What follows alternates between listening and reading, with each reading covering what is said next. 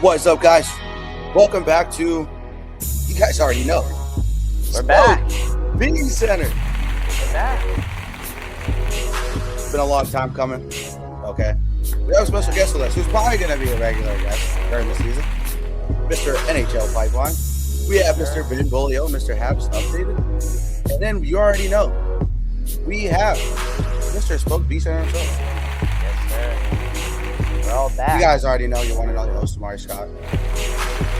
Now, we got some trades, we got some signings to talk about. It's not going to be too long of a podcast for you guys. We're really just going to talk about some of the biggest ones at first, and then next week we'll probably have some more waiting for you guys. So just to dive right into it, we will start with the first trade, okay? And as you know, the Boston Bruins, woke up. they did. They woke up. They did something. Don Sweeney actually did Shockingly. something. Shocking. Big time. Honestly, like I was really shocked that this happened. To be quite honest, I was too. I wasn't expecting Paterka at all. on draft day even. So Yeah. on draft day, round 1, we traded away our first round pick for JJ Paterka. And then Now, we traded the 2028 first round pick. That's top 10 protected from the Florida Panthers. yes, indeed. as well. And The right Boston there. Bruins acquiring him, the Mammoth getting a first-round pick, 2028, and the 2026 23rd overall pick. So that's 2 first-rounders, and you see the conditions on the very bottom of the screen. For Paterka, this move to the Bees, what does it tell you? It tells me a lot. Actually, it doesn't tell me a lot. It raises more questions. They just had 1 year with him there in Utah after coming over from Buffalo at a time when he was the big ticket. Yeah, so, okay, that's a good point. So I want to ask you guys and expound on that point. Pipeline, we'll start with you since you're our guest. Do you agree with that? Do you think that it was an odd trade for Utah? And, like, were you confused? Well, I think what Thomas Hickey is saying right here is very correct. After this, they gave Doan and a lot of stuff to Buffalo. It was like, oh well, this is a big trade. You can say that was like Utah's first big trade was Paterka, and he's already gone. And it's just because I guess they had long-term plan. Well, they do have prospects coming. I will say that, in my opinion, are better than JJ Paterka.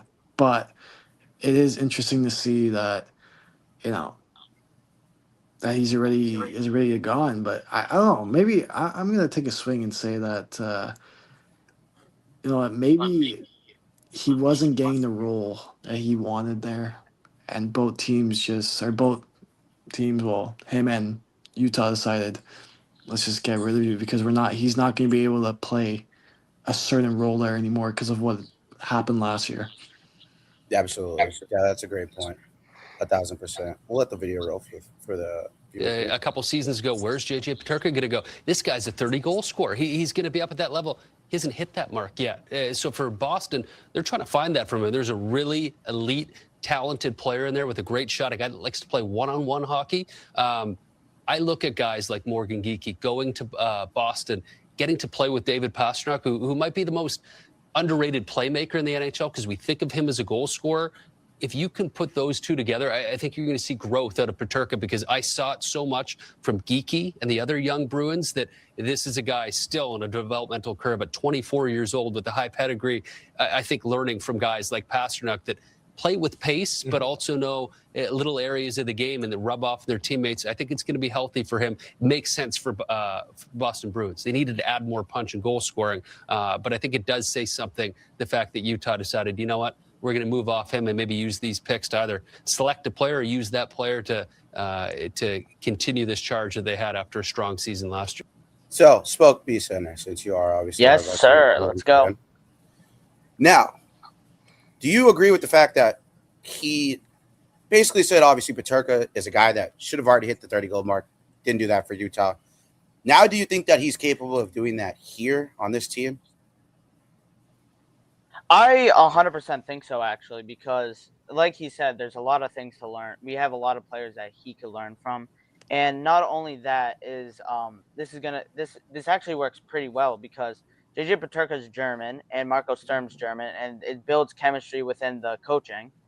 And that's sometimes what you want with a 24-year-old that really has been moved around most of his career, which really sucks. But I really think that he could reach that 30-goal mark with us. And it's just a really good trade that works for Boston because Boston really needed a guy that has potential high caliber goal scoring. That's an excellent skater. I feel like we really lacked on that all of last season. And the fact that we went out and grabbed this guy is absolutely perfect. So I really think that he has the guidance. He has actually the proper guidance. He has all the blueprints to get to that 30-goal mark. What do you think is the best part of his game? I guess I'm asking all of you guys that, and then everyone could go. Ben, we'll start with you. To the best part of his game, I think it's just his offensive game. Like this year, he technically had a down year, and he still had 47 points in 82 games. He still had 25 goals. So it's 47 in 82. If you consider that a down year, imagine what it could be like a really good year. Like what, 70, 75 points?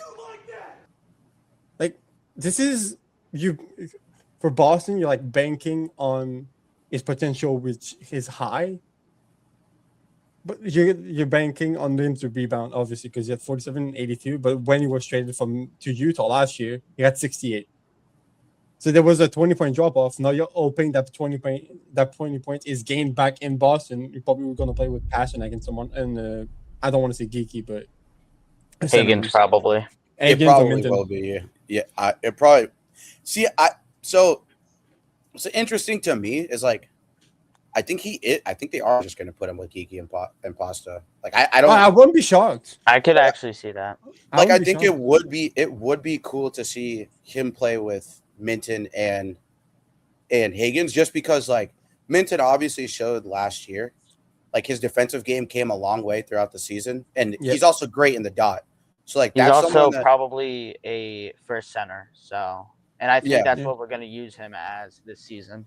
Yeah, and I wouldn't be shocked, like you just said, like I wouldn't be shocked if Minton also kind of finds his way on that first line.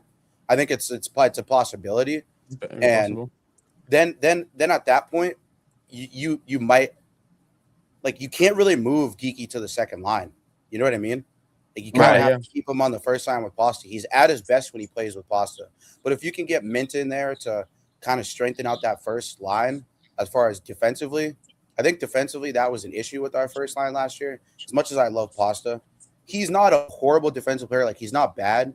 He's just like, more prominent offensively. Yeah, like his defensive game doesn't stand out to you like his offensive game does. Like, I'm not saying he's a bad defensive player, but it's not something that, like, he just has, like, in his back pocket that, like, he can wow people with.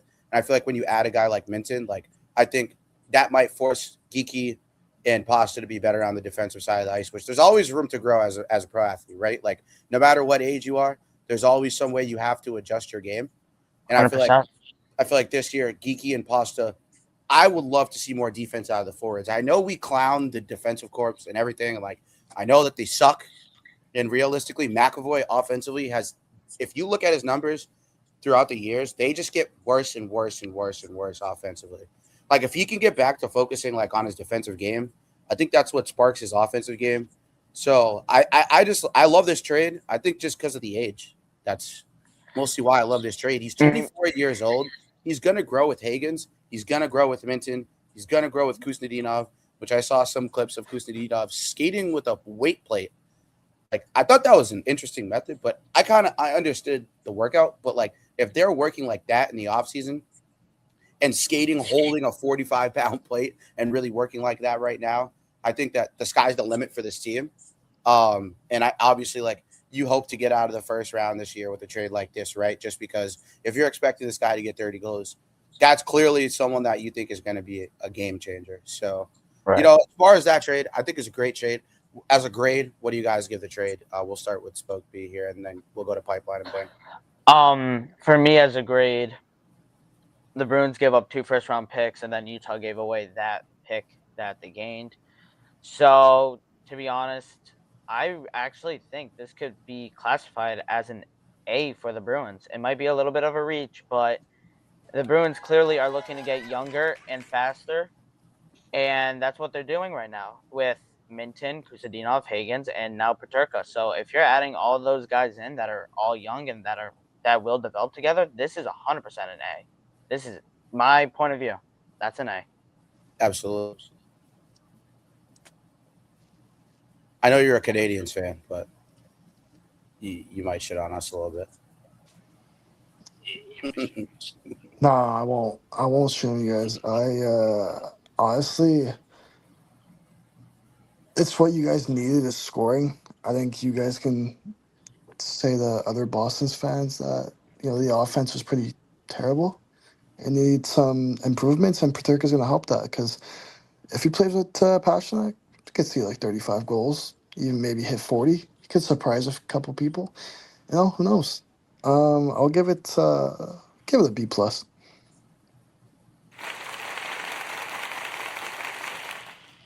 I'll do both teams here for a grade. For Boston, I'll give an A minus. You get a young player, speed, skill, good shot. It gives you another look on the power play. It gives you another option on the power play as well.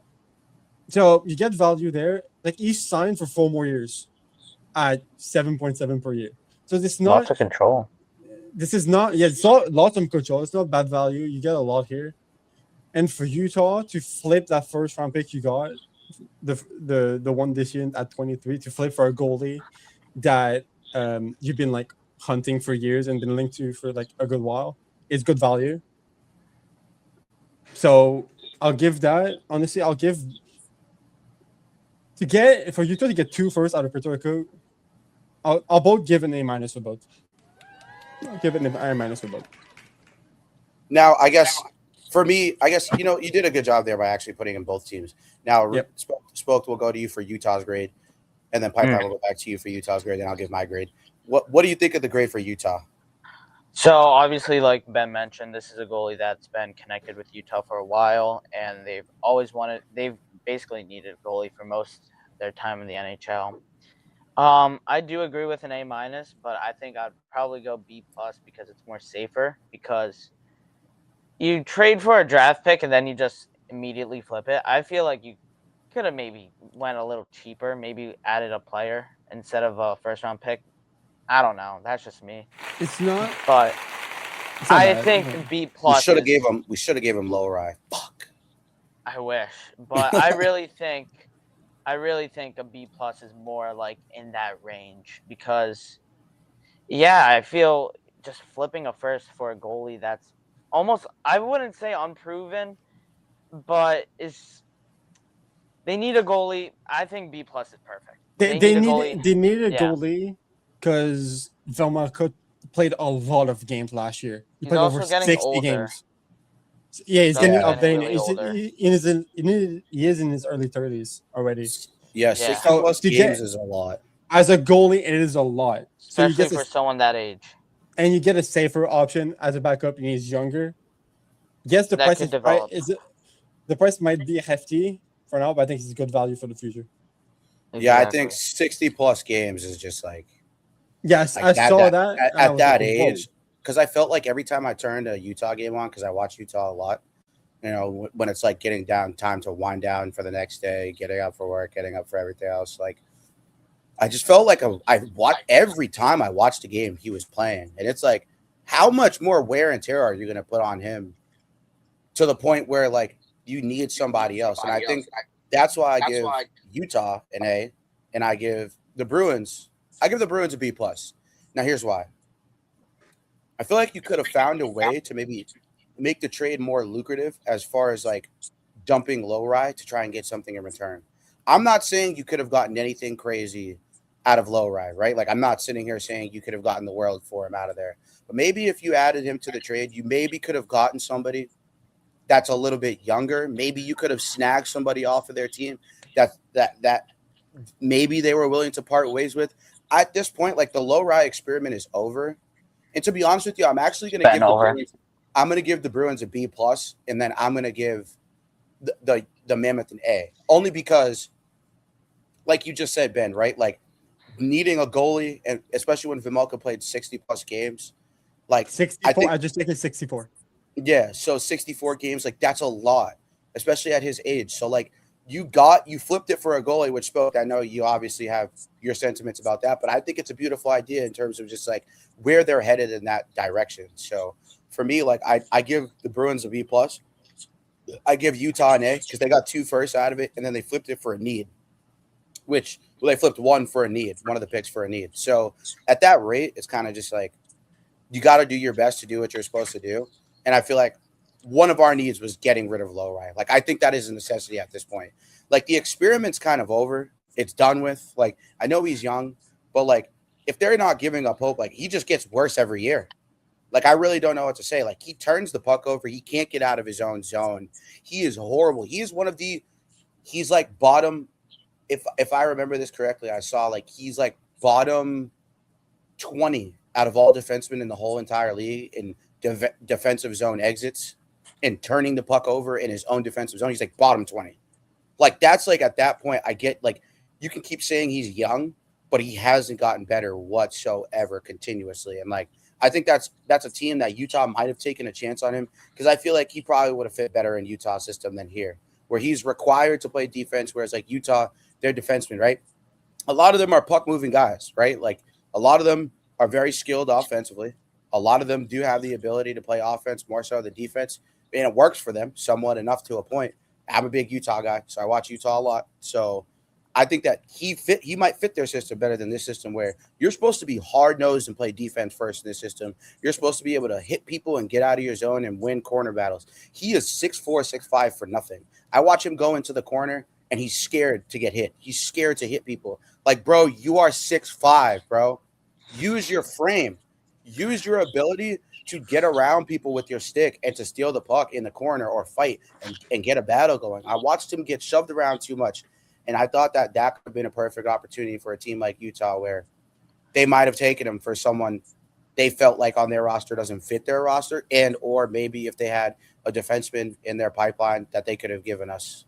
That could have been a better situation. That's why the only reason why I give the Bruins a B plus instead of an A, because you could have probably found a way to dump Lowry in this situation. But pipeline Actually, great for Utah. And then I'll let you go, Spoke. Okay, thank you. For Utah, I say it's an A because being able to watch Costa play for the past couple of years, you can see he's gonna turn into something now. We don't know what it's gonna be, but at least Utah is now set up for the future goaltending wise to see what can happen, and they're gonna have a good year this year. So I'm excited to see that.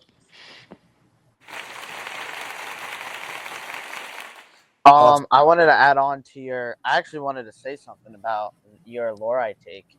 It's actually funny. Someone with that frame that you're talking about, he's scared to go to the boards. He's scared to hit. He's scared to get hit.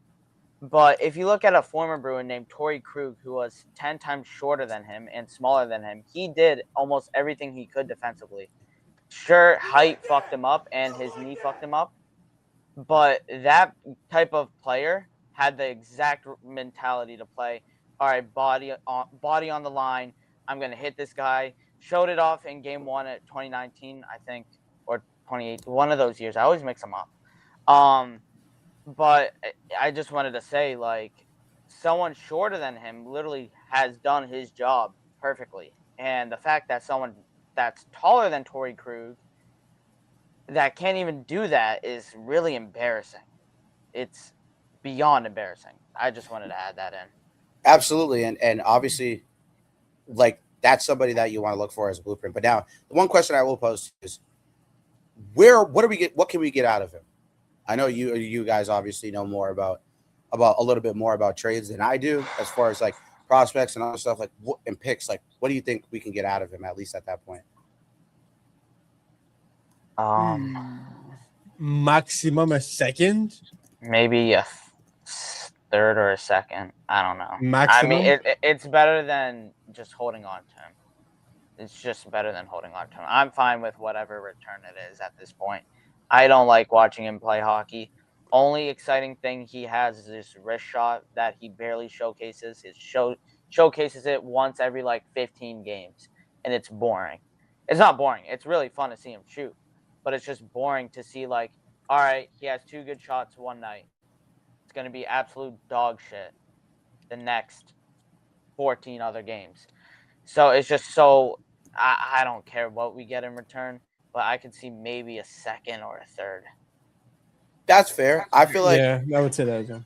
I was gonna say I feel like the most we might be able to get out of him is a third, which it's kind of flippable, but it's not really flippable enough, like in my personal opinion. But speaking of Torrey Krug, since we're on that topic, okay, That was a poll. yeah, that honestly I like it because it was a pull. Okay, now I will say this. Now, if you guys go on our page, Spoke B Center, okay, if you guys go look at our page and you go see what's up with our page and you guys see some of the edits we've done, we actually have an edit about Torrey Krug on our page for when he retired. So if you guys ever feel like you guys want to go watch that, you can. Right now, I'm pulling it up for you guys. So, Ben, I'll pose a question to you in pipeline just because while I pull this up for the rest of everybody else. Now, with your situation and how you guys have been able to handle development and everything else, what do you guys think the Bruins should head in direction for as far as improving the team besides Peterka and getting rid of Lowry, adding the Lowry part to it?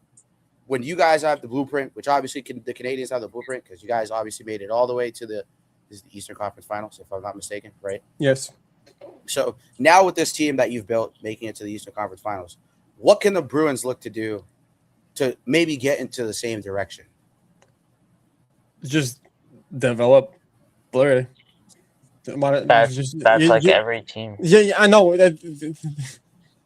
But I get you let him go. I get what you said. You have to cash in on those players' opportunity. We can push is a big word. We got Deminov in the NHL. He's 21, 22, and that was his first year last year. He's 20. He's turning 21 in December. Mm-hmm. Lane Hudson is like 21, 22. He's going to his maybe not 20. Wait, hold on. He's 22. He's going to his big contract now. Suzuki in the middle of it. Coffin's in the middle of it. Slav is like in the second year of the contract. You can even say Dobson who's starting that contract this year, or it's the second year. Second year of that contract. You have to play the young guys so you can give the most opportunities, so you can develop them at the NHL level, so that could push them more in their potential, if that makes sense. Absolutely. Pipeline, I don't know if you heard the last question, but if you are able to. I think, well, I heard like part of it, but I think you were talking about how other Bruins can follow the Habs blueprint. Habs footsteps, is that what it is? Yeah, basically with Basically, development and like how like moving pieces and like getting to the place you guys got to, which was the ECF. Somewhere we want to go. I think for us, we just trusted our young players. We didn't give out bad. I think, unfortunately, you guys did give up bad contracts, right? So that was the first step that the Habs didn't do for a couple of years. Zadorov and Elias Lindholm. We basically did nothing in free agency. We signed like AHL players, right? Nothing. And that's just because I feel like nowadays the market is just giving old players like a whole bunch of money when they just don't really deserve it. Like when you guys gave Lindholm that money, we all knew it didn't make any sense. It was the same thing with Zadorov. Sure, he's a tough defenseman, but We all knew that too. Don't worry. I think the Zadorov one is far worse. Zadorov one just made no sense. Like, sure, he had a nice playoff run, but he's not an offensive defenseman. He's not going to win you hockey games with his scoring. He might win you hockey games by, I guess, blocking shots. Maybe he doesn't even do that well. He was playing on a torn ACL for a month, so I kind of give him a little leeway. But you're right, though. You're right. Like, there's not much he's going to do to like help you guys win, except for being good defensively. So it made no sense. But yeah, you guys need to take a couple of years. You need to develop your young players. Your farm system needs to get better. no matter. Like right now, it's all right. Will Zellers. Will Zellers. Zellers. Yeah. He can't just be the only name though. Like I He feel needs to play right away. He needs to play right doesn't need to away. play Nah. right away. He needs to go in the AHL for a year, and he needs to see how the pro game is. And if he puts up a good couple points, then put him out there for the final couple of games of the year. See how he does. sounds exactly what we did for Higgins. Exactly. Do what you did for Yeah. Higgins, because now Higgins understands what the expectation is of not only playoff hockey but playing in the NHL. Well, here's what I'll say, right? Like, at least to this point, with playing with Higgins, I feel like playing with Higgins in the NHL level does him more of a like it does him more of a service than sending him to the AHL. Now, here's why, right? These are two guys. Tell me, right? These are two guys that have chemistry together, right? Correct? They've played on IAHF together for Team USA. So they know how to play with each other, right? Pause. But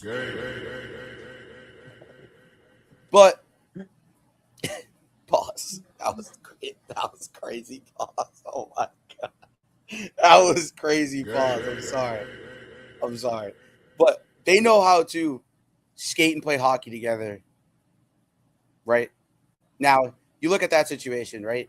And I know he got cut off on his point. I'm sorry. You lagged out there. But to expound on your point, I think what you're saying isn't like incorrect, but I just think put him with a guy that he already knows how to play with. If you put him with Higgins and Minton, potentially, like coming out of college, like that might suit him more benefit just to get up to speed instead of just like putting him like in the AHL. I don't think he's going to get anything out of that. I think he's just going to, I honestly think with his skill level and what he's going to do this year and then coming to our team the following year, like I honestly think that like putting him with Higgins immediately in the NHL is the best thing for him. He's already familiar with Higgins. They know how to play with each other on the same line, right? So I think that the best thing that's for Will Zellers at this age that he's at right now, because he's 23, right? 24? 20. It's 20. Okay, so even better. Wait, this is even better for me. If he was 24, that'd be a problem. I That thought would he be was, a massive yeah. problem. I don't know. With all the NCAA rules, I don't know. Some guys play 7 years now. I don't know. If he was 24, then we'd probably be saying he'd be like a bottom six forward, to be honest. So I think with Zellers being 20 years old, like just give him this 1 year in college that he has left. He's probably going to play this last year, and he's most likely going to play for this team next year. It's very confirmed. If he would have played this year, it would have already been signed. Mm-hmm. Yeah. So at this point, just put him with a familiar face, and then Minton is also you can like Minton, Zellers, and Higgins. If we're all thinking about their highest potential, tell me that that's not a scary like line. Yeah, Like genuinely, the potential at their the potential highest, the like potential at is their high. highest potential between the three of them. Now, all you need to do is just round out what their D pairing might be, which we don't have shit in the pipeline for that. So we don't have, which sucks. But Nothing. Yeah, well, that's the thing. That's But why I if we said put earlier. them, if we put them together, I feel like putting him together young, while Higgins is young, and Minton is young, and Zellers is young. This is what I saw from the Canadians, and I'm not even like a Canadians hater because, like, yeah, obviously you guys are our rival, but I'm not like a massive hater. You know what I mean? Like, I don't just hate the Canadians because it's like a 100-year rivalry. Like, I really respect and like the fact that you guys were able to let people go through their growing pains where the Bruins don't do that. They only did that with Pasta. They only did that with Swayman, McAvoy. God forbid, when Bergeron first got here, obviously I'm old as fuck. My fault, chat. I'm old as hell. Yeah, they're real hunk. They really, this is what happened. I'm just telling you from what I remember. They got rid of Jumbo Joe. I don't think they got rid of Jumbo Joe because they wanted to. I feel like they felt like they thought Bergeron was going to be a better overall player.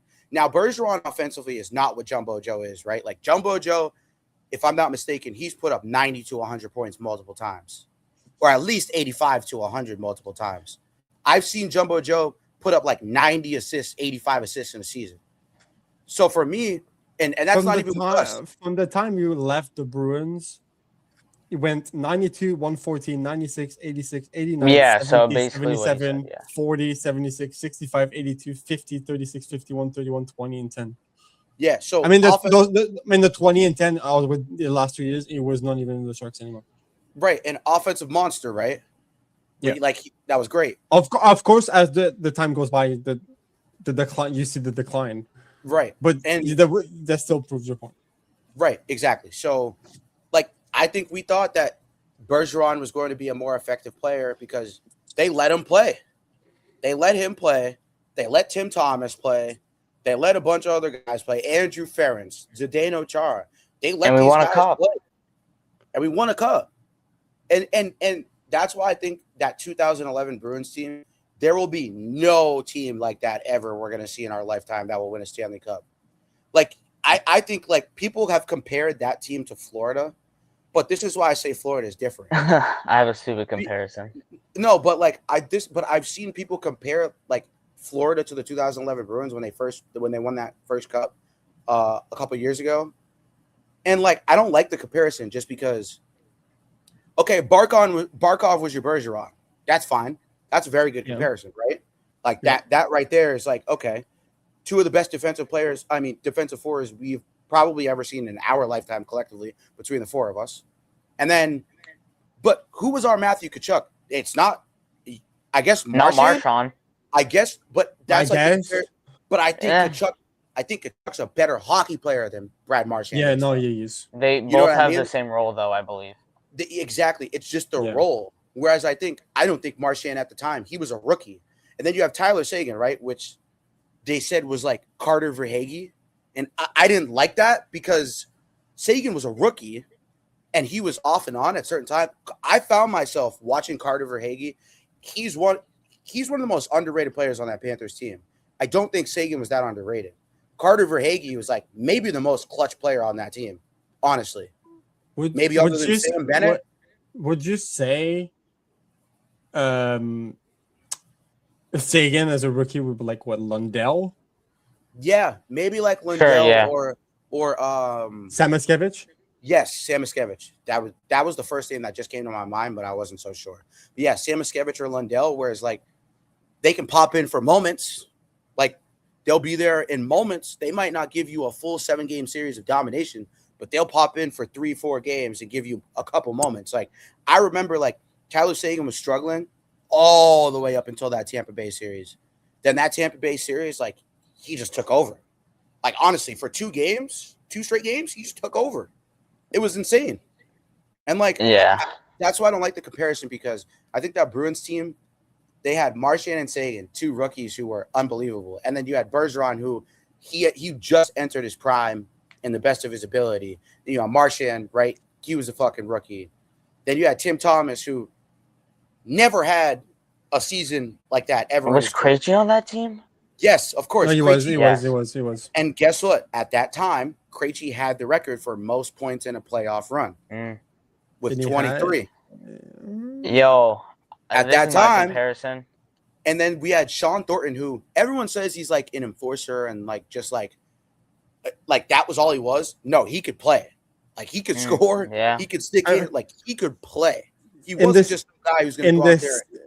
In the regular season, he had 20 points in 79 games. In those 18 playoff games, he had 1 assist only. No, he had that 2011 run as a whole. Yeah, I have it. Nah, bro. There's no. How way. old was he? 33. Yeah.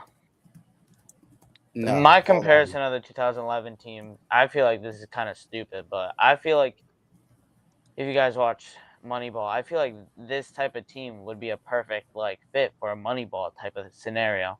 Or a team that led the entire NHL in playoff scoring and tied for the team regular season points lead. Oh, you said Sean Thornton. No, I said David Krejci. Oh, Krejci, yeah. Yeah, he had 23 points in that. No, I was not disputing that. That's fine. That was like watching David Krejci was basically just more of an offensive player than Bergeron was. Bergeron was a better goal scorer, but Krejci offensively had a higher IQ, and I don't think he gets talked about enough. He was a great playmaker. he was just an amazing playmaker, and then he had a good enough shot to be able to score, though. That's like something that was underrated as a part of his game. So I know I just ranted. I'm but- looking at this team, and oh my god, those names. I would really back to my point. I hate to interrupt the conversation when I did. Oh, you're fine. But I feel like that Bruins team is a perfect example of Moneyball. That team. No, I don't think that's the same. No. No, It's not the same because of like the playoff No. scenario. But I feel like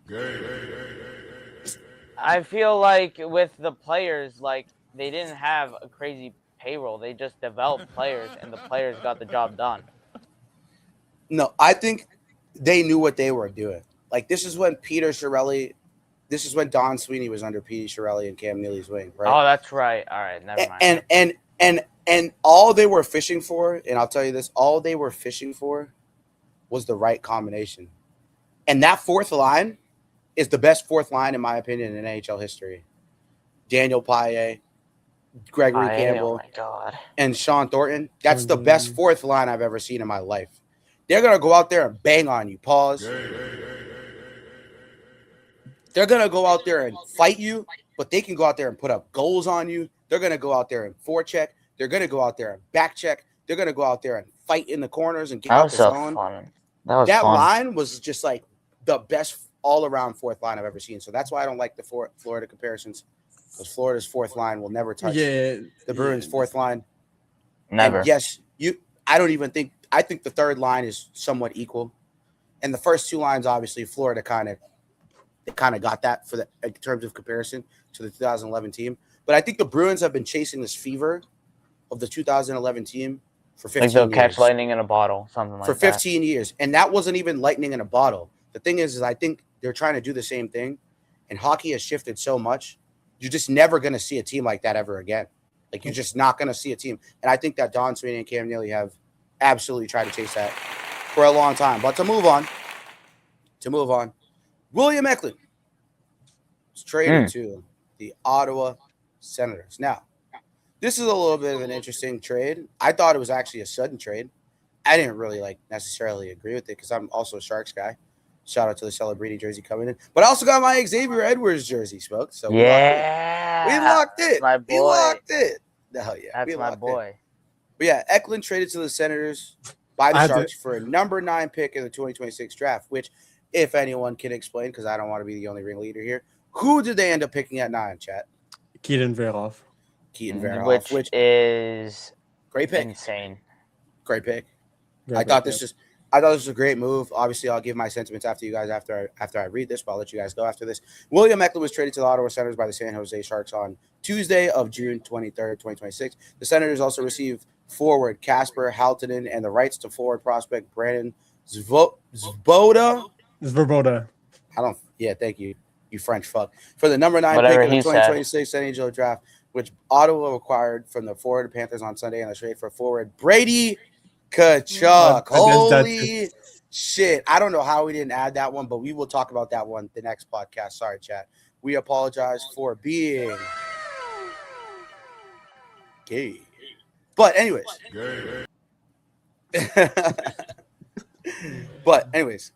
Senators Eklund just completed his third full NHL season with the Sharks, putting up 53 points, 15 goals, 38 assists in 78 games. The 23-year-old who was selected by San Jose with the number 7 pick in the 2021 NHL draft has 163 points in 252 games. Eklund is entering the first season of a 3-year, $16.8 million contract, $5.6 million AAV. He signed with the Sharks on July 1st, 2025. The trade comes one day after the Senators general manager Steve Stiles said his team had no intention of taking a step back after losing Brady Tkachuk, who requested a trade. Please don't give me an ad, because I swear to God. Oh, and you gave me an ad. Sometimes you fucking pieces. Look at that ugly piece of shit. You can't even pause it either. Nope, can't, unfortunately. Same goes for where you But anyways. Level up and invest smarter with Schwab. We're promoting something that we're not. Here we go again. What do you make? William Eklund, now the Ottawa Senators. Yeah, I liked him in San Jose. He played a little bit with Michael Misa there, a youngster. And, I think obviously that's a replacement for Brady Tkachuk, obviously. A left shot coming in. He'll probably play with Tim Stützle, which ain't bad if you're William Eklund. And I think Drake Bathurst. I will say that is a nasty combo, Stützle and Eklund. that's kind of a nasty combo. Was on the right side. So, yeah, right away, all of a sudden, it kind of lessens the blow of losing a guy like Brady Tkachuk. Obviously not the same type of player, but he's got the same type of finish as a Brady Tkachuk. All right, so you see William Eklund, 5 NHL seasons, all with the Sharks, playing over 250 games with them, and in exchange, a couple of draft picks. So San Jose now loading up in round number 1. They've got the 2nd overall, the 9th overall, and the 27th overall, all of those in round number 1. Now, with that being said, right, we'll just get right into the nitty-gritty here with this trade. Who won this trade? We'll start with Ben, and then we'll go to Pipeline, then we'll go to Spoke. Who won this trade? I hope I wasn't being first. Fuck. On the Senators. Stay prepared. The Senators. No, I was.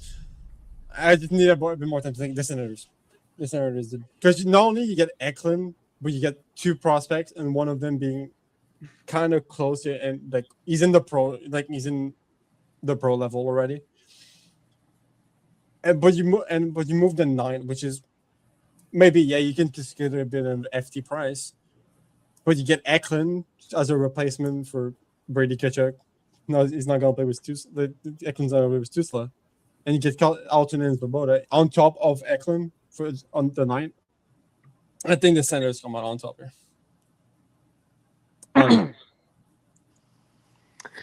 So I'm just gonna have to disagree on Ben on that one. So first of all, Eklund, he's a good player, right? Eklund's a great player, but that's not a Brady Tkachuk replacement. I'm sorry, but that's just not true. No, he replaces him in the fold. Yes, but I'm just repeating what the guy said too, like from NHL Network. He said like this Brady Tkachuk replacement, which they're not even close. Yes, but like he's just not gonna be the same type of player. Like I don't know, whatever. Sharks win this trade because they got to pick the 9th overall pick, which they got a great defenseman, and you know what? They got Stenberg in the end, anyways. Which he's gonna be amazing. He'd be a far better player than Eklund, probably. So it made sense why they moved Eklund, because they were planning on taking Stenberg. They knew they were going to do that, and they wanted to give him room to be able to play right away on the team and not have no room for him, or they know what they want to do with him. So Sharks win this trade in my opinion, because their team's gonna be amazing in the future, and we're gonna look back on this and be like, yeah, you know what, it was a good trade. It's a good trade for Ottawa. They got great pieces, but San Jose wins this trade.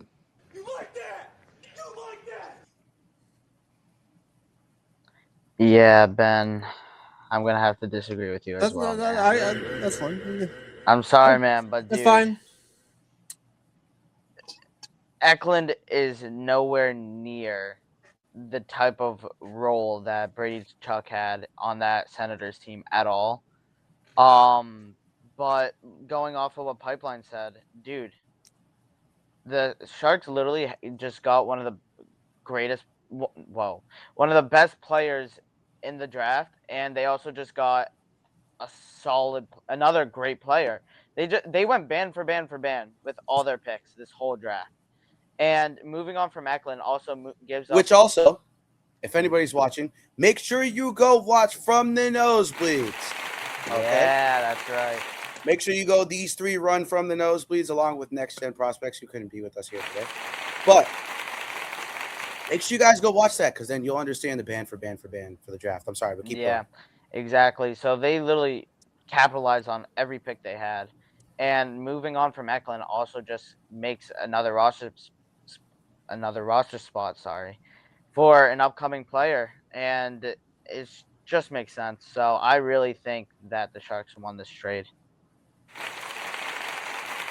Yeah. I just want to now, Ben. Go ahead. I think I'm going to side with you on this one. Thank you. I see what he's saying. Now, you can say whatever you want about the Sharks, right? That's fine. Band for band, whatever you want to say. Okay, that's cool. But I think Ben he's onto something here, okay? Right? Brady Tkachuk wanted to leave no matter what. Yeah, and he was going to go play with his brother. No matter when this trade happened, no matter what this trade was going to be, he was going to go play with his brother. And I'm a Sharks guy. I watch the Sharks like I watch Utah, right? I watch the Sharks even more than I watch Utah. Ben will tell you. During NHL season, we be in there watching Sharks games every night. Yep. Every night. Trust me. When I tell you, William every Eklund night, is a every great night player. they're playing late. We were watching. Yep. Whether it's Utah, Vegas, Colorado, or San Jose, we're in there watching it late night. So I'm not going to sit here and say that the Sharks just outright won the trade. I understand why you and Pipeline are disagreeing. I get it, right? Because it makes sense, right? But for me, I get what Ben's saying because this Brady Tkachuk trade was going to happen no matter what. Like, it doesn't matter who it was for, what it was for. No matter what, he was going to go play with his brother. They've been saying for 2 to 3 years now they want to play with each other. Pause. Jesus Christ. Oh, Thank God. Bro, thank God I added that audio bit. Jesus Christ. I'm sorry. Thank God I added that audio bit, bro. I'm sorry. But they have wanted to play hockey together for the longest time. Their goal has been, since they've been in kids, to play on the same team together. Now they're on the same team. Brady Tkachuk and Matthew Tkachuk, and they're on the same team. They're happy.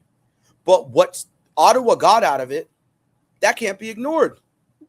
I think Eklund and Stutzla has come this upcoming year. He's coming to his own.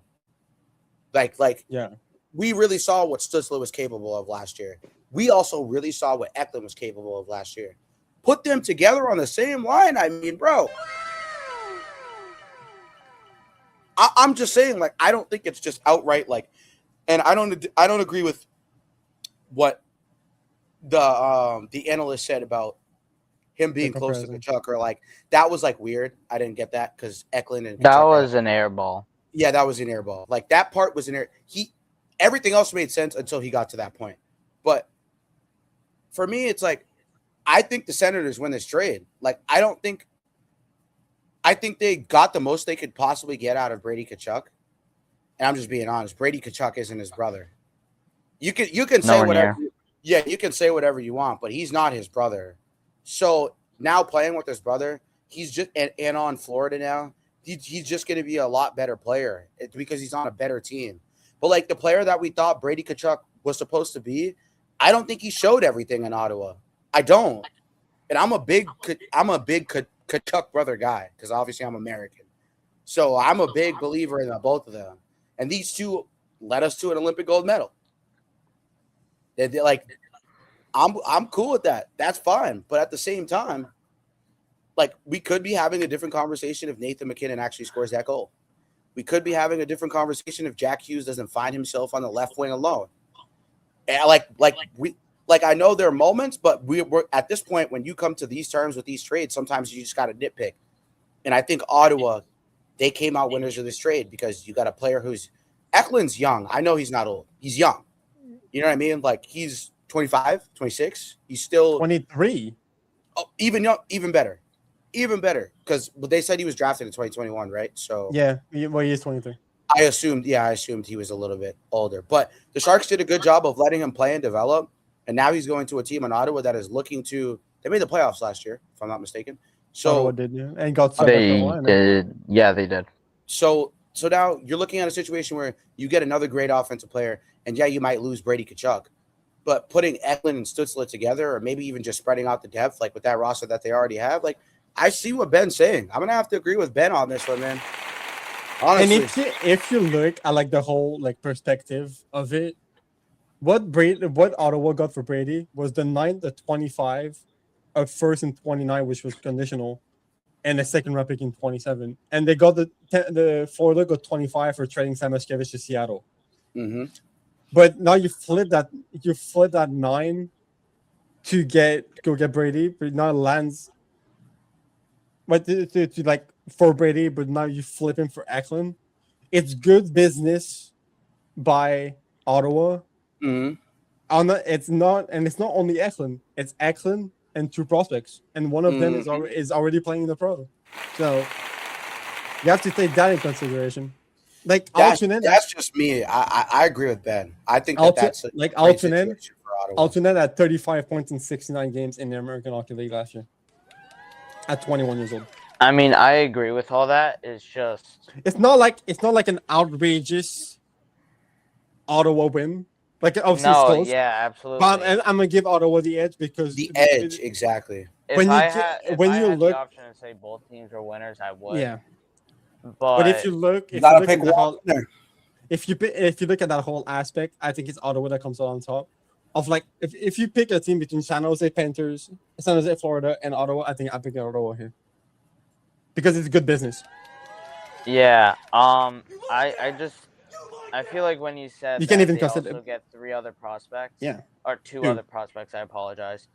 I feel like San Jose made that up with the draft. Like obviously, though they're not NHL ready. Besides, I feel Stenberg, but other than that, I feel they recovered from that prospect lossage. They just bounced back from it, which is obviously in the draft, which is probably you should. But like right after that crazy trade, I feel like that point just doesn't really matter because they just recovered. So But That's here's just my other point, right? that's I fair. think San Jose moved laterally. I don't think that they moved laterally. No, they didn't. Like think about it, right? They were a fringe I agree. playoff team. A fringe playoff team. Like they could have made the playoffs.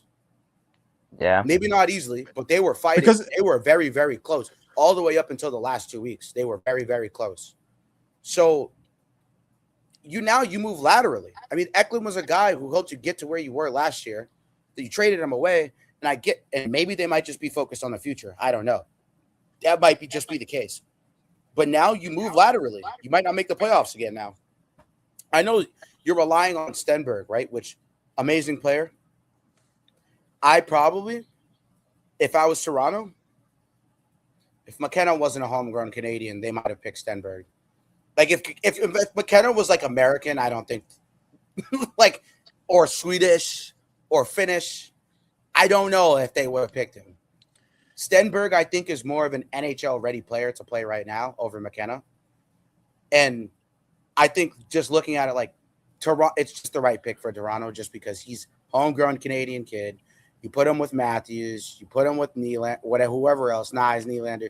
You put him a part of that core, I get it. But if they wanted somebody to play right away, they most likely should have probably picked Stenberg. McKenna might have to go through what Marner went through, which is the sad part about it.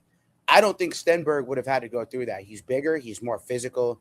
He's just a better defensive player than McKenna. McKenna had defensive struggles. McKenna should have stayed another year at Penn State. Like, I'll stand on that. I watched every Penn State game last year. I will stand on that. Like, there were times he just looked lost defensively out there. And even in the neutral zone. Whereas, like, when you watch Macklin Celebrini play at BU against big teams, right? And you looked at him, right? He just knew where to – like, he's so athletic and he's such a great skater and he has such great skill.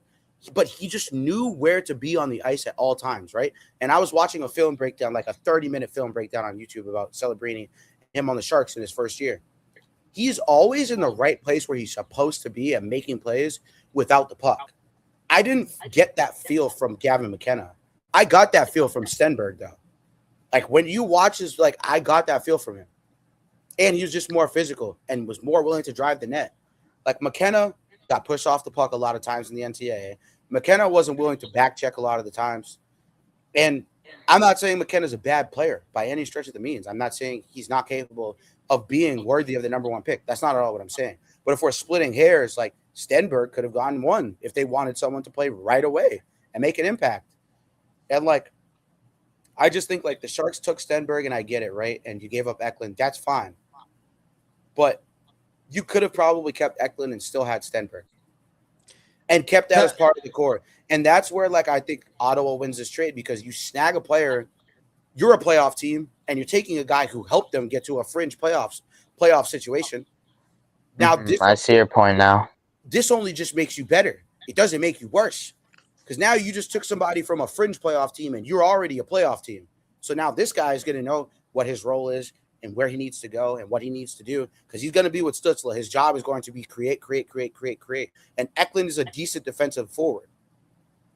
So I don't know. I think Ottawa wins this trade by an edge. I don't think it's a landslide like Ben and I said. I think it's by an edge, and that edge just has to go to Ottawa because they're a playoff team already. You kind of help my point next now. You kind of I totally understand it. You kind of help my point. They signed Mason Marchment in free agency. That just pushed Stenberg down. Yeah. So like you're stuck in that same scenario. You move her No, forward. it does. You move her forward to make place for Stenberg, but you go and sign Mason Marchment to I think it was like a 5 or 7 year deal. Jesus. Yeah. This is you're just putting yourself in the same situation. And now I'm looking at the lines right here. Tyler Toffoli lands on the fourth line. This guy's on the fourth line. 1,000%. You just put you just put yourself in another bind. situation. You put yourself in a bind. Like, what are you gonna do? Let's say Stenberg ends up like really being who you have to now trade Marchment. Like that contract's gonna be hard to trade. I'm pretty sure. Yeah, I guess. And he has an NMC, so it's like if he does, whether he does or doesn't, it's going to be a hard contract to trade, whether he does or doesn't. You just locked him in for 5 to 7 years, and Mason Marchment has already proved himself in the playoffs. Let's not forget that. Right. He signed. Let's not forget that. So are they going to take a rookie over 5 years? 5 years, 6.75. You see, like that's going to be hard to move NMC or not. And full NTC, and oh jeez, and minor NTC for the last 3 years. Oh jeez, modified NTC, I should say. Yeah, see, this is why I'm like, I think the Sharks put themselves in they're gonna see a situation in 2 to 3 years. And if Stenberg is everything they think he's gonna be, they're gonna see a situation. It's gonna be either trade Marchment or trade Stenberg, or trade someone else. Or trade someone else, which I think everybody's over Tyler Toffoli. He didn't ever grow to be what he was supposed to be. He's just a team hopper at this point. And Toffoli is over 30. It's like right. Yeah. He never, and that's going to be hard. What's his contract like? I think he's got 2 years left. Yes, 2 years left. 2 years left at 6 mil. 2 or 1. 2 years left at 6 mil. Yeah, which they're probably just going to eat that. And they're going to eat that, but the reason why they're going to eat that. And this is because you have Eklund, you have Stenberg and Marchment. They're gonna eat that Toffoli trade. They're gonna. That Toffoli contract. They're gonna eat that. They don't have a choice. They're gonna eat that. They don't have a choice. And Sharks has a full and Toffoli he has a full NTC this year, and next year it's a modified NTC of 15 team. So they have the league pretty much. So if he want to stay, what can they say? That's going to be my new slogan for every show. If he want to stay, what can they say? I guess we found the new motto. Yep, another slogan for the show. Time to put down the hoodie. But Mr. Pipeline has disappeared. He lost power. He lost power. Oh, okay, my fault. Shout out to Mr. I apologize, brother. His exact words was, "Yo, I just lost power, so I'm probably done for the podcast." Yeah, he said the same thing. Bullshit. Yeah. Canada shit. My fault. I'm fine. No. All jokes aside, love you, Pipeline. Thank you for coming on as a guest. Absolutely. Hopefully, we can make you an official member this season was a fun trade. Starts. Now, Alex traded to the Capitals. Now, I thought this was actually really weird, which I'll explain my reasoning after. But see an ad of a Geico ad. Love that lizard. We love this lizard, don't we? He's a funny guy. We love this lizard. Hey, did there be even an explanation? Nope. Maybe not, but we can give our own. Why did that grin on his face? I don't know. Yeah, there's no explanation.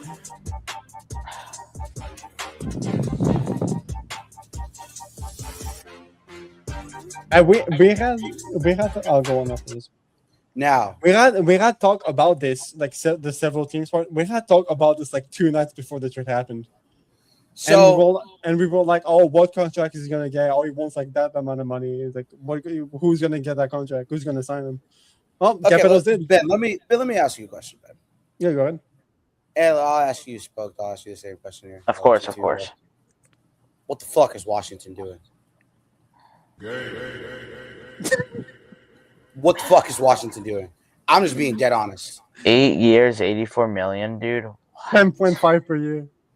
Like, bro. That's an overpay, and it's just so many years. It's too many. Listen, just because a guy had one good year, and isn't he like 33? Yeah. 30. 30? Well, they're going to eat his contract till he's 38. That's awful. Yeah. And I'm looking at the details. I think Ovi re-signed, correct? Yes. Ovi's on his last legs. Yeah, he's done. This is his final year. He's on his last legs. Do you really believe the Alex Protas Tuck's going to be a brothers are 40 nice. and they're expecting? Okay, when you sign a player to a contract like that, You hope they're like 23. No, not even. When you sign a player like a contract like that at his age, you are expecting this dude to get 80 to 100 points. Probably, yeah. No, that like makes sense. You're expect like, and it is look at the numbers. Its closest was 79 3 years ago. 4 years ago. You just signed to a contract that you expect out of a forward to get 85 to 100. The bar has to be raised higher if he got to 79. 90 to 100 points, bro. To be a serious game changer to a point where like Ovi's on his last legs, bro. Like, what are we doing? Like, now you're stuck with him. Let's say they're basically praying the Protas brothers work out. Yeah. Which, like, that's a giant gamble. Like, such a giant gamble to the point where, like, bro, like, this is a concerning contract. I just don't know.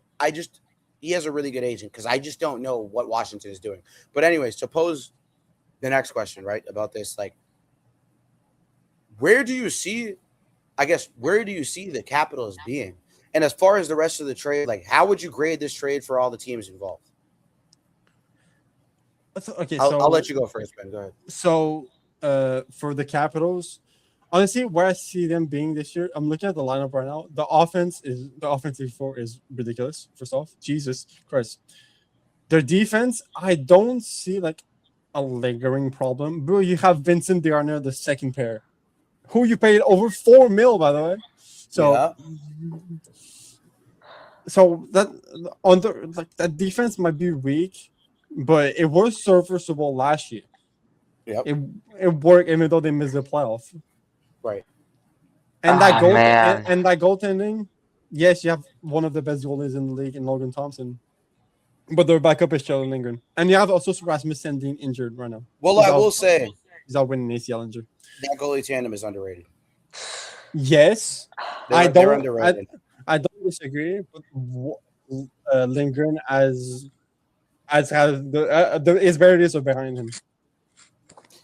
Okay, that's fair. I honestly I can't fight that. That's fair. His barriers are behind him. He has gotten worse every year, pretty much. I think Thompson obviously carries more of the weight. But... No, I do agree. Thompson is one of the top 3 goalies in the league right now. Top 3. Yeah, so he's ball knowledge, chat. Yeah. Ball knowledge, chat. I agree. I think he's third, but I agree. Oh, I can put him third. I have him at 2. That's fair. Hey, listen, I don't hate it. He's a beast. I'll give my grade after. Spoke Booty Center. Oh. I got rudely interrupted. I apologize. Come on, bro. Who was it? My cousin. She was like, "Can I get money?" I was like, "Get the fuck out of here." Whoa! Oh! I'm like, dude, ask your dad. Anyway. Tell her you're not a pimp. Yeah. Anyway. Let's get to my point. Tell her to sell a sweatshirt. That's Ben's job. Whoa! No. If you were smart, wait. If you were smart, you'd be like, "You want some money? Sell me some sweatshirts, and I got you." Ooh, yeah. Anyway, yeah, if you're smart. Can I get to my point? Can I get to my point? Get to your point. Anyway, so I'm just going through this Capitals roster, of course, and it's old as fuck. Don't get me wrong, but some names really stick out to me. Like the Jordan Kyrou trade is, I mean, that was a pretty good trade for them. And then you got Ryan Leonard. Next pod. Yeah. Yep. They also got Boone Jenner, and then Dylan Strome. And then you obviously Tom Wilson. Oh man, and then you pray to God the Protus brothers work out, and you hope Justin Sordiff has another year like last year. The thing I is, don't know, man. the thing is, he won't, because that offensive core is loaded. Yeah, exact. I mean, He won't. it's such a weird team. Like they're gonna be this team that they'll never like collapse. They're just gonna keep like praying to God they make a wild card spot. And honestly, bro, it's just so bad because you pray to the Lord the Protus brothers work out. Miroshnichenko, I feel like is done. Ryan Leonard's Ryan Leonard. You're gonna get Beast. the best Love from him. him, of course. Team USA Glazer next couple of years. Boston College legend. Yep. And it's only BC over here, by the way. It's only BC over here. Fuck BU. Yeah. Yep. But seriously, and I don't know, man. This contract really fucks everything up for Washington because it does. Dude, your team is old as fuck. You have Anthony Bolivier, right? I think. Beauvillier.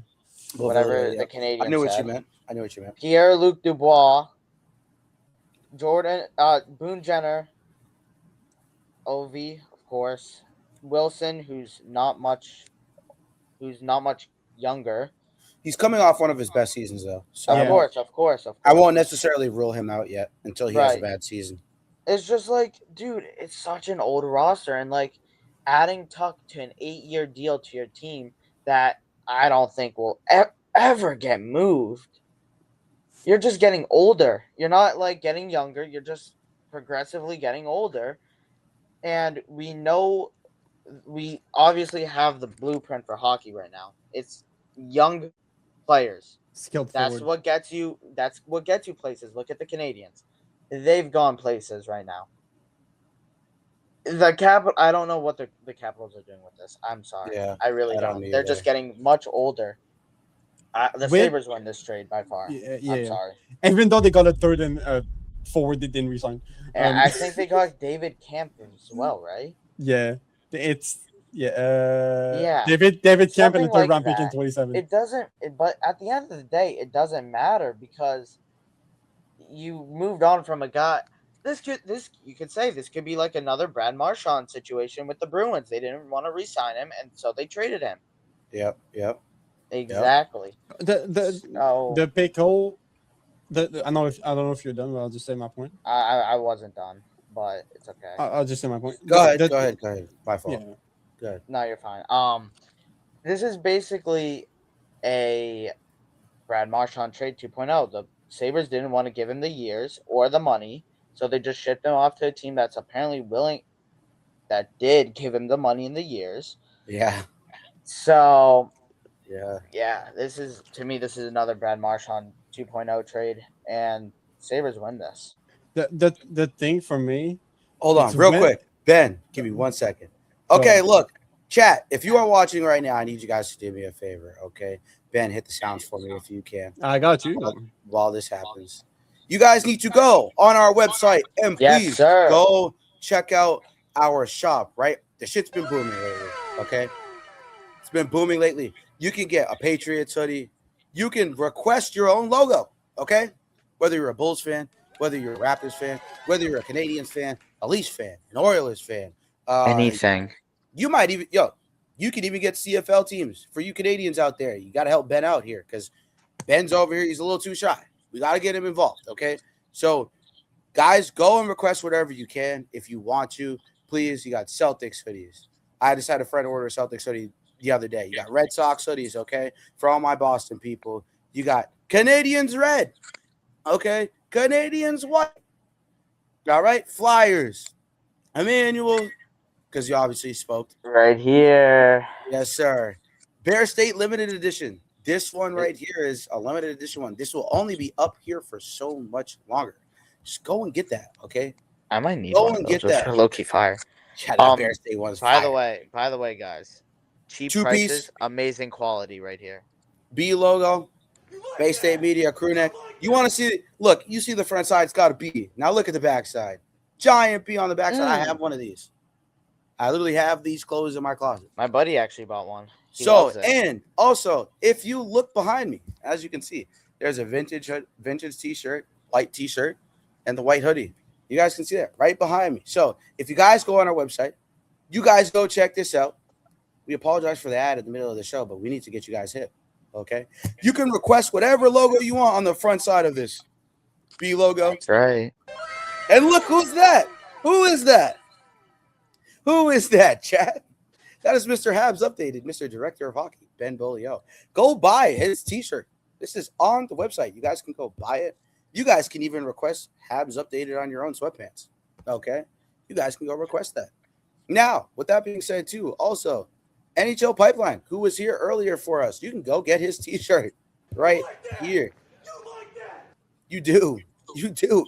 Like that. Come on now. Kirk Cousins. Look, and I will say one thing too. We got Flyer stuff because we got a couple Philly guys. Look at that. Vintage Flyers T-shirt. That's been ordered multiple times already. Multiple. Now look at the two new ones we added. Patriots Love. That might be my favorite one. I'm about to buy this. Yeah, that's fire. I'm about to buy this myself. I'm not even a Patriots fan, but this shit right here took a lot of work to get that one going. And then you got Patriots American Hero. Get Pat Patriot on there holding the football. All right. So if you guys can, please go do us a favor. Just make sure you guys go click the link in our bio at the Bay State Media, at Habs.updated, at spoke.b.center. B center. Or is it just I don't think that's Spoke.b.center. That's dot. yeah. Okay. Yeah. Because I was like, am I tripping? No. Okay. So yeah. So go follow all of us, and then lastly, you guys can also follow at Amari.Scott, myself here, the one and only, your host, every single day. Okay. Cheap prices, amazing quality. Cheap prices, amazing quality. And we can show you some reviews. We got some reviews. We got plenty. Yeah, and people are loving it. So I will tell you one thing. We also are trying to add women's tank tops before the summer ends. So if you are a woman watching this podcast and you are a Bruins fan, go get yourself a B logo Bruins style tank top. Let me know so I can sell it to you. We will be adding this in the morning. It'll be up at 11 a.m. I will make sure I put that on the website at 11 a.m. So, ladies, please go buy a tank top for the rest of the summer. Go look fly into Bay State Media shit when you go to the beach, you go to the gym, whatever the case may be. Hell yeah. So, anyways, I'm sorry. I got a hell yeah. Okay. I was like, what was my point again? After the Capitals acquired Tuck and acquired Cairo, I was like, okay, we're obviously not coming back. They're like preparing for him to not come back, whatever. But they get Boone Jenner, but they get LV contest for one more year. I was like, how is this gonna work? But you can't move Tuck for 4 years. He's as a full NMC for the first half. Then it's a modified MTC. Kairu's pretty much an NTC that he waives to go to the Capitals. So at least there's that. He wants to be here. And Boone Jenner is a modified NTC. So the only contract you could really move right now, Dylan Strome, the older produce, and that's pretty much it. The only one that would make sense. Because you have other guys you can move, but at least with that. Yeah. Amari will be back, everyone. But I think, can we technically move on to the next subject? Can we? I mean, I don't mind. Let's go. I mean, you're the director of hockey, so take it away. Oh, I would say, yeah. All right, let's keep it going. Oh, the next one. Oh my God, that was the madness. Madness. The Leo Carlson offer sheet. I'll take it from here. Yeah, you go first. Mr. Briere has showed some balls for the first time in his general manager career by making the Ducks worry. Ducks fans definitely were scared because their guy is probably now, I think he's the highest paid. He is the highest paid. He is maybe ever, right? I mean, yeah, ever, because the second Yeah, the dude. second guy was Kaprizov. He said 17 mil last year. Yeah. This is Amari's guy, by the way. So when he gets back, I'm It sure will he'll it will go have a over. lot of things to say. But from me, dude, I actually like how Briere showed some guts. But at the end of the day, the Ducks were like, we're gonna match anything.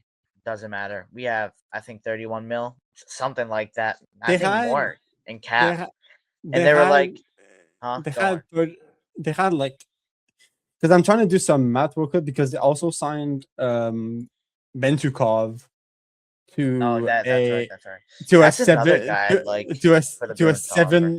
to a 7 mil AAV for, I think, 5 years. Yeah. So But back so to the point. you signed Mentikov for 7 mil. So you signed Carlson for 18. Now you have 9 mil left. So that's 18 plus 7 plus 9. So that's 34 mil. And now you have Yeah. only 9 mil left to sign Cutter Gauthier. You're now in trouble. Exactly. But shout out Leo Carlson. Tremendously. This guy deserves it by far. But I think I it's will crazy. say, Hold on. I love I it. think No, it's no, no. I crazy. love it because I'm I know I'm you the do. Ducks guy here. Okay, okay. You are the Ducks guy here. That's right.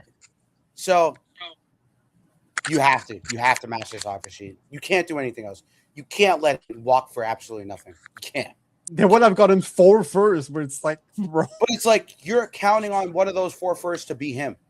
Yeah. Like you may as well just, instead of taking a chance, just eat it. You know why? Because if he is whatever we think he is going to be at his highest peak, Gauthier and Seneca are going to have to eat whatever it is. Honestly, they're going to have to take whatever they can get. And if they want to go somewhere else, well, guess what? So be it. I mean, so be it. I'm gonna Boston would love you. I know. Yeah, that's why I'm saying that. Imagine. That's why I'm saying that. Like Gauthier, bro. Gauthier, College. you already went to BC. Like, come home. We'd love come to have you home, back, brother. Come home. Yeah, come home, brother. You feel me? Dead And I ass. know it's a little bit of a biased take, but unbiased, you have to match this offer sheet. There's like no in between, dude. Like none. And then you let him go to the Flyers, a team that just made the playoffs, right? A team that no one thought was good. Like, if we sat here at the beginning of the season, which we all did, so I can't even say if, we all sat here, did any of us think the Flyers are going to make the playoffs? No, because we thought the Rangers No. would also be better. We thought yes, exactly, because I also had the Rangers higher than the Flyers. That might have been hate, but the Flyers. Pretty much everyone thought the Rangers would at least make a push for the playoff. They weren't even close.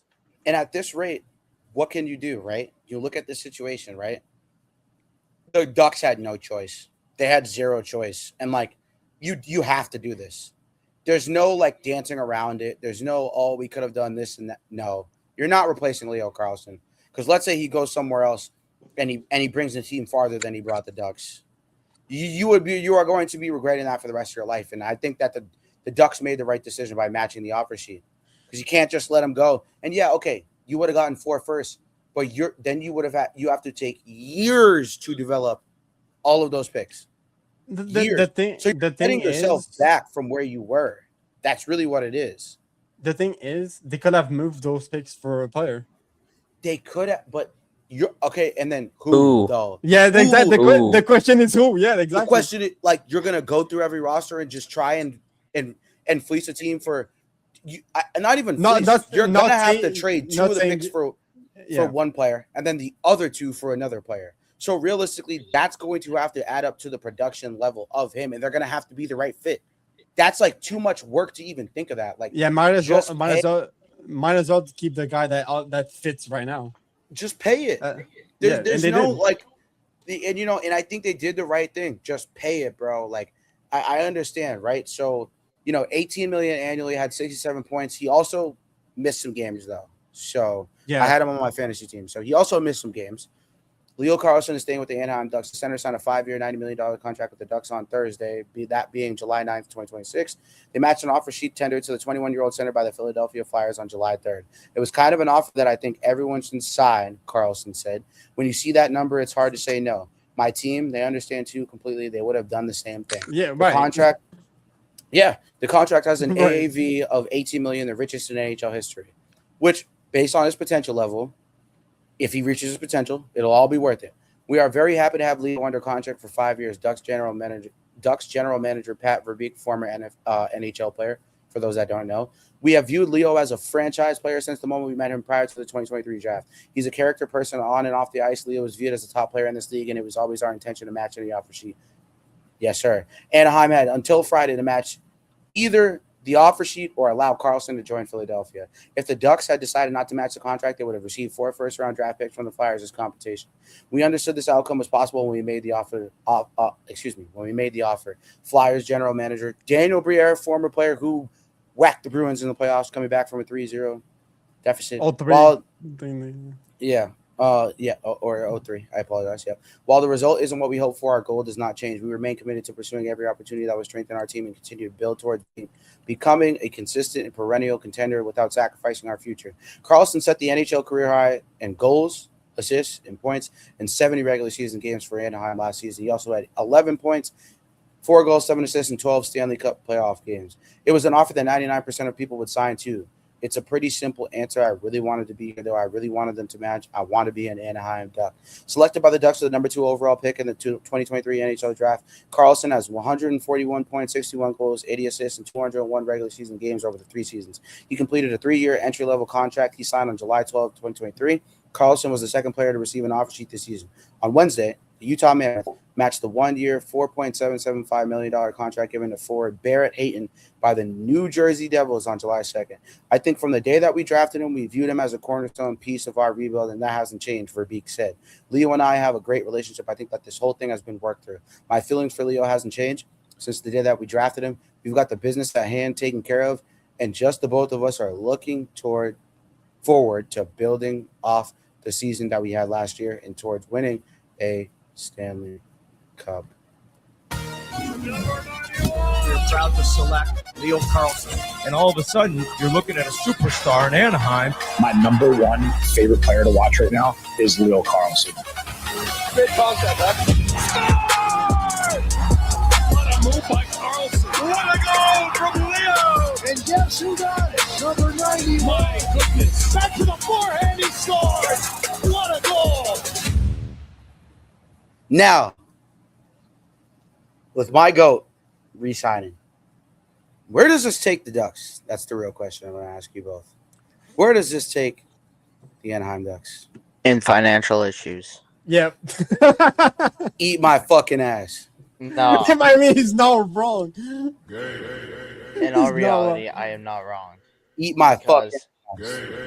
Listen. I love Leo Carlson as well. Great player. But dude. No. That is a lot of fucking money. And they have a lot of other people with big names that are going to require that type of money. What are you going to do with those big names? Okay, so let me ask you a question. Should the Red Sox have given Roman Anthony $130 million? I feel like that's different. No. Answer the question. Should the Red Sox have given Roman Anthony $130 million? Because what is he doing right now? Tell me. Getting better from injury. And should the Red Sox have paid Marcelo Meyer? What is he doing right now? Can't forget about Christian Campbell.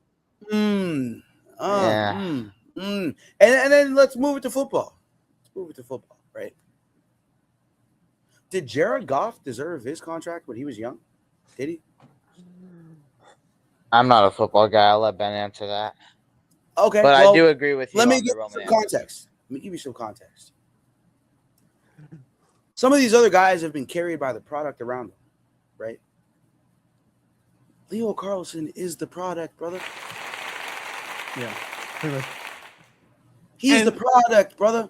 And if he stays healthy, he basically averaged a point per game. Yeah. Let's say you throw a couple hat tricks in there. Let's say you throw a couple 1 goal, 2-3 assist games. We're looking at 100 point per game, 100 point per year score.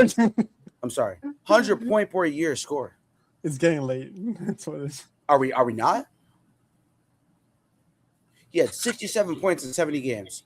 If he plays more, you don't think he reaches 80? He could reach 90, maybe 100. There That's you go. his ceiling. You just proved his point. So yeah, How he how does many deserve the contract. how many players come into the league and have that type of potential, Spoke? Not year. Many. A year. Not many. You not might many. see it. You might see it every 3 to 4 years if you're lucky. You're lucky. That's all I'm going to say. I If you digress. can't, But Cutter, Gauthier, and Beckett, Seneca, they're going to have to eat whatever they have to eat. You know why? Because if they want to win, they will be here. Because Leo's the Yeah, man. that's fair. I see your point. That's fair. Leo is the man. Okay. I was low key scared at first because if the Ducks did not match, we would have been fucked as Boston fans. because the thing the Flyers are missing is a onesie, and that would have been their guy. Then they overpaid Zegras, but we'll go over that next pod. Yeah. That's on the topic list for next podcast next week. Thank you guys for everybody for tuning in. Thank you. If you've gotten this far, we appreciate sir. you. To keep going. The thing is, you can't even say it took too much money because that wasn't even his want. Like his one was like 14, like 13 to even. He literally said last year I would have taken 10 mil. Yeah, like he said. You can't even blame him for taking double of that. Yeah, he said 10 like minimum, 13.25 like maximum. Yeah, I think there was something like that. Yeah. So at that rate, like, what do you do? Put the Ducks in cap hell. But does he deserve that money? Yeah. Yeah, Do you blame him for taking that money? No, because he has that potential of getting that money. And listen, do we remember? No. Let's do some revisionist history here because Ben and I are a little bit old. You're a little bit young here, Mr. B Center. Okay. I feel like that's pretty good. So you're a little bit young. For me, it's on that side. Okay. Sorry. Well, for me, let's do some revision. Hey, for me, I'm here. So yeah. So, anyways, do you remember when they had Ryan Getzlaf? Do you remember when they had Corey Perry? I know those. Do you remember when they had Bobby Ryan? Bobby Ryan. Do you remember when they had Scott Niedermayer? Danny Heatley? Niedermayer? That's a pull. Danny Heatley. Am I lying? I feel like the Ducks had him. I think he did play there. Wait, what was the name you said? Sorry. Danny Heatley. Ottawa Senators. I'm too young. Okay, I'm not counting. He played 6 games in 2014-15. Then That no. doesn't count. Okay, so we're not going to count that. So, okay. Ryan Getzlaf, Corey Perry, Bobby Ryan. I think when you look at Leo, no. When you look at Leo and Beckett and Cutter, does that not remind you of that old trio? I was gonna add on. I think they had like a Seidenberg or a Silverberg. Hey! It was does Silverberg. Jacob Silverberg. Does that not remind you? But that's a bit after the prime of Getzlaf. It was after. You're right. A little bit, but Getzlaf was still a very good hockey player. player. Oh yeah. Absolutely. He you get my point though. But does that not remind you of those three? And do you remember who got the highest contract and who had to take the pay cut?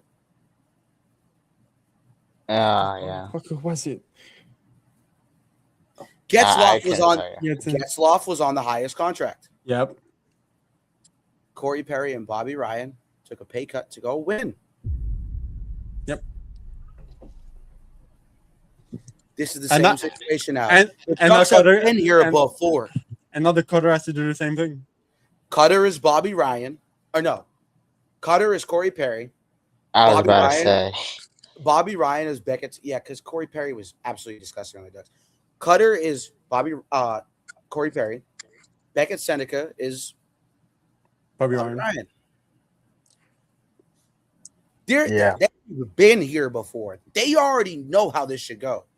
So if one or the other asks for more money, Beckett, whether it's Beckett or whether it's Cutter, one of them is going to have a significantly better season than the other to even ask for the money they want to ask for.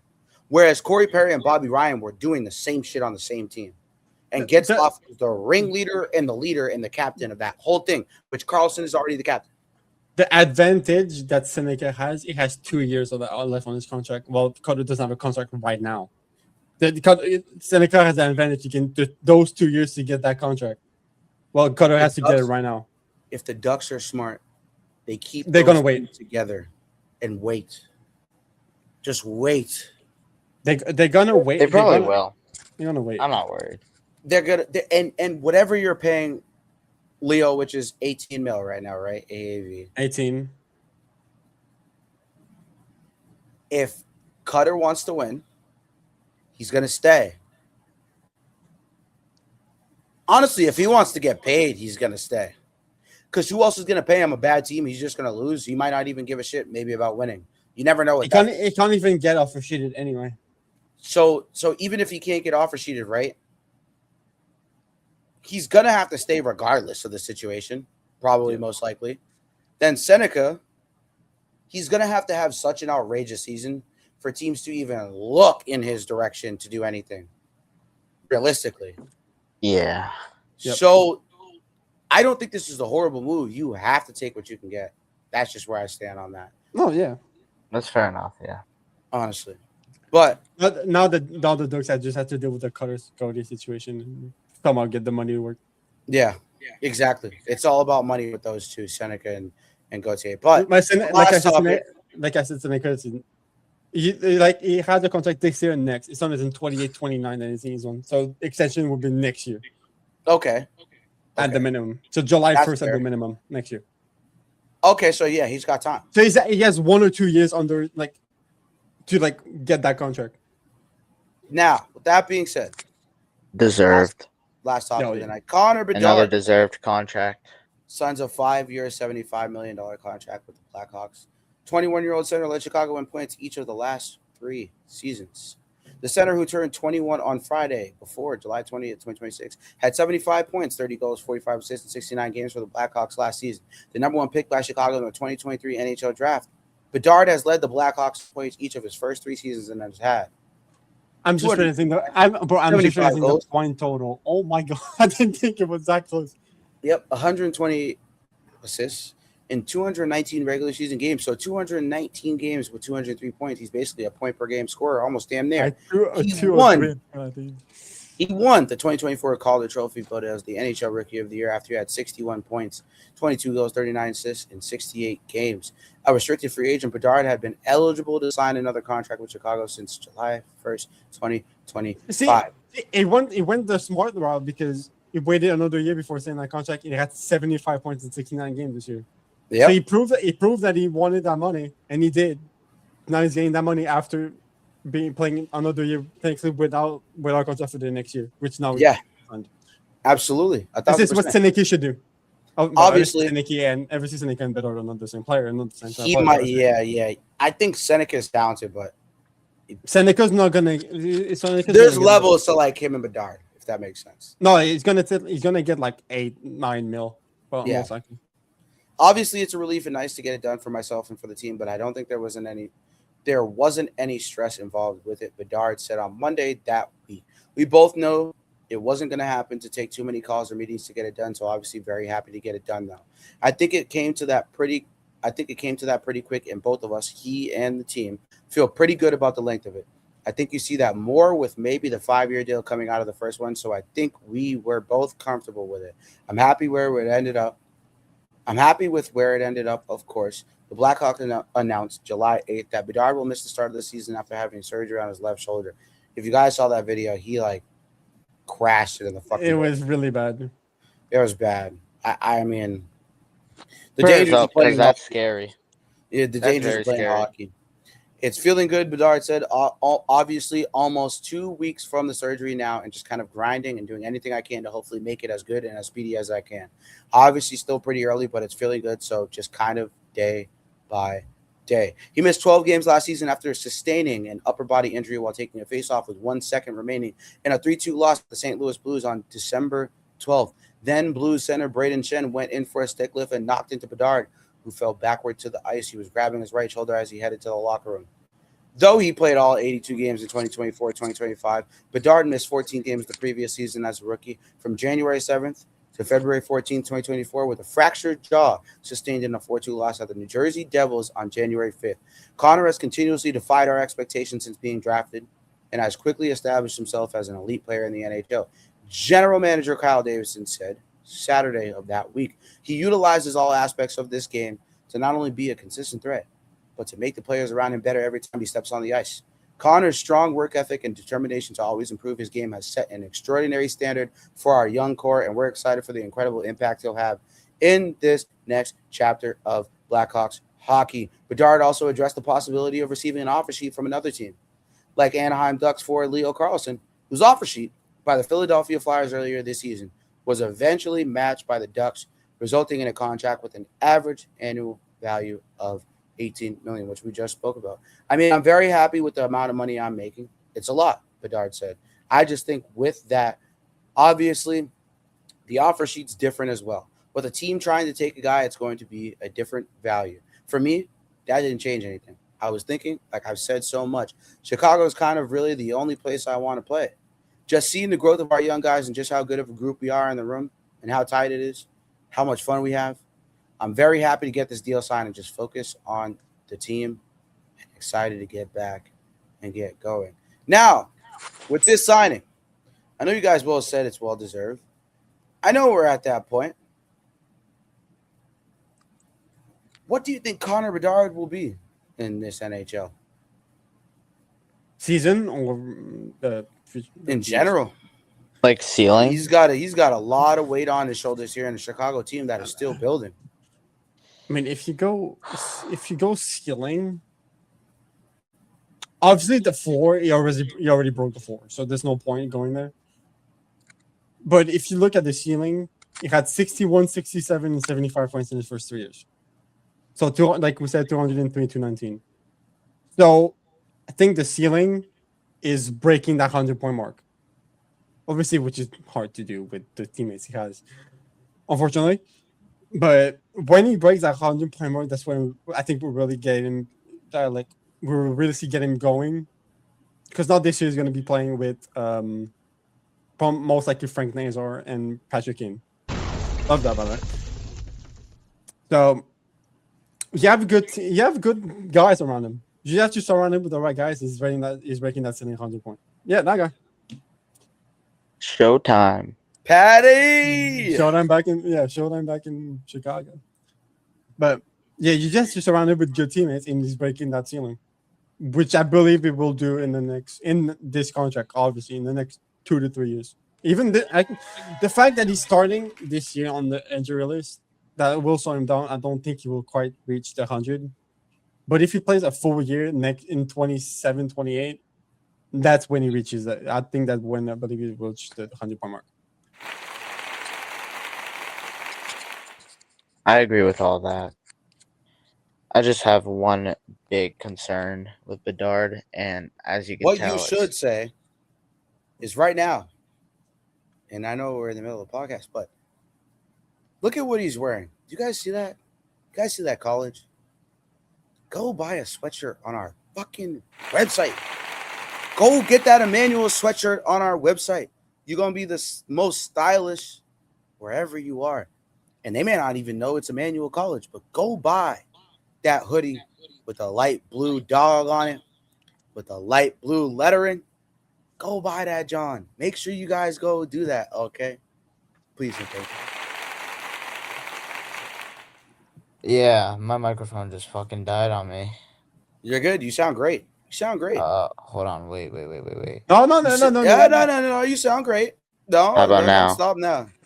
All you right, sound great regardless. Thank you. Anyway, I love Connor Bedard. Nothing I hate about him. There's just one massive concern, and it's the injuries. He's been banged up so many times in his very young career. It's getting to a point where I'm actually worried for the guy. Like, you really don't like to see these young guys go down as often as they are. But for Bedard, I feel like it's been completely different. And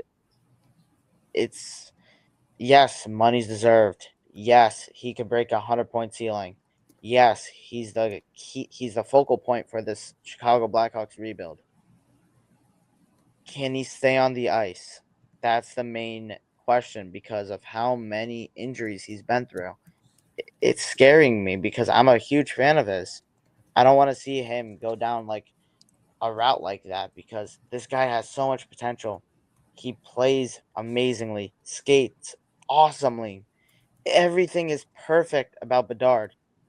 I just hate to see him go down every time, even in practice. That video of him collapsing is fucking scary. Yeah. That's my only concern Yeah. about Connor Bedard. Other than that, great player, deserves the money. Can definitely break that 100-point ceiling though. The thing with like the injuries, the first injury he had was a jaw injury, which he got after a hit. I just watched the sequence again. It wasn't like a shoulder hit right to the face, jaw. So it's like you can't. Yeah, it was injury linked up, but pretty much everyone would get injured by that hit. If you like solid enough, even if you're solid enough, you're getting injured from that hit. It's a shoulder right to the chin, so you're getting injured. But the other two, yeah, I can see why you would say, "Oh, he's fragile. He has injury issues, whatever." I can see that. But yeah, you would have to see a full year to like really like see his true ceiling, which he's getting there. I mean, you just, like I said, you just surrounded with good teammates. But now you have Nazar and Kane around him. You can even include Frondell in mix as well. I mean, there's guys coming that can play with him. Pause. That sounded weird.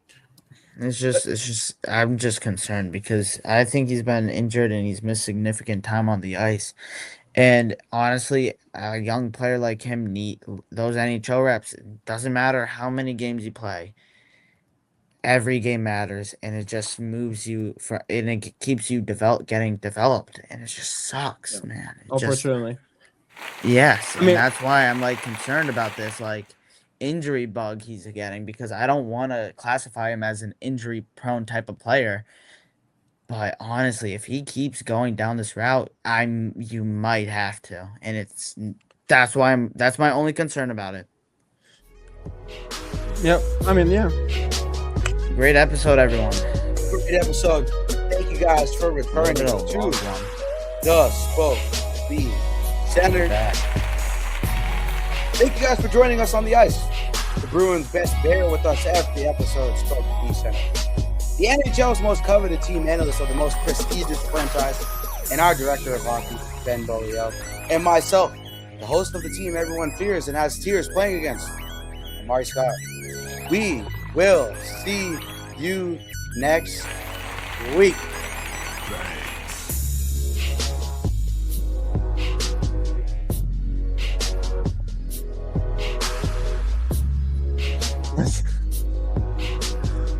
The Canadians suck! Yes.